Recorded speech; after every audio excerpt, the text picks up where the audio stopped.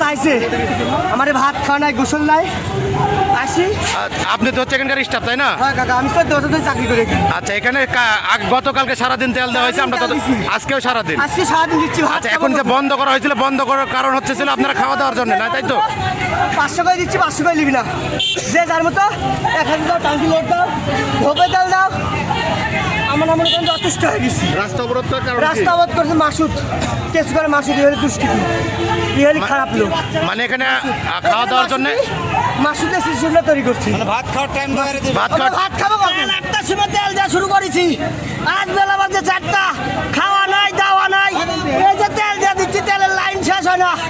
এই মাসুদ মিটার গাড়ি হাতে থেকে গাড়ি লিয়া ঝোপে তেল নিচ্ছে, আমরা তেল দিনই দেখি যা রোডে আন্দোলন শুরু করছে। মানে এখানে মূলত এখন বন্ধ করা হয়েছিল যে খাওয়ার জন্য, তাই তো? খাওয়ার জন্য বন্ধ করা হয়েছে, 1 ঘন্টা বিরতি দিচ্ছে। দর্শক দেখতে পাচ্ছেন কিন্তু এই মুহূর্তে আহমেদপুর কানন ফিলিং স্টেশনে আমি ছিলাম। এখানকে নির্বাহী ম্যাজিস্ট্রেট যিনি ছিলেন উনি কিন্তু এখানে আসছিলেন, এখানে এসে তেল দিছে। তো এখানে স্টাফদের বক্তব্য, তারা হচ্ছে খাবারের জন্য ব্রেক দেওয়ার ফলে এখানে কিন্তু এই ঘটনা ঘটে। সাধারণ বিক্ষুব্ধ জনতা যারা, তারা কিন্তু রাস্তা ব্লক করে ফেলে, টোটালি রাস্তা ব্লক করে কিন্তু তারা বিক্ষোভ শুরু করে যে তেল কেন দেওয়া হবে না। অথচ এদিকে স্টাফ যারা বলতেছিল গতকালকে সারাদিন তারা সাধারণ মানুষকে তেল দিচ্ছে এবং হচ্ছে আজকে সারাদিন তারা তেল দিচ্ছে। তাদের যুক্তি ছিল এরকম যে তারা খাবার খাবে না কি না, বা তাদের খাওয়ার যে সময় সেটা দিবে কি না।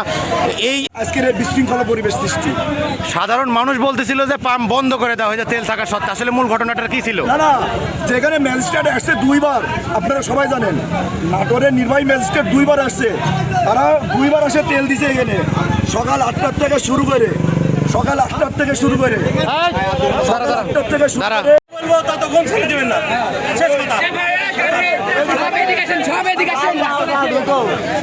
সব রাস্তার উপরে আসেন।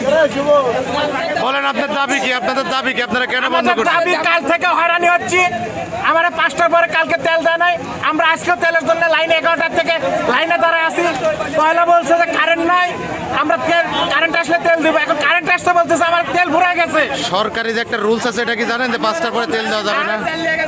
3টার সময় বন্ধ করে দিছে, তাইলে পরে তেল দিতে হবে, যদি তেল থাকে তাহলে তেল দিতে হবে। 3টার সময় বন্ধ করে দিছে এখানে। আপনি জানাচ্ছেন রেগুলার কাস্টমার, এখানকার রেগুলার কাস্টমার।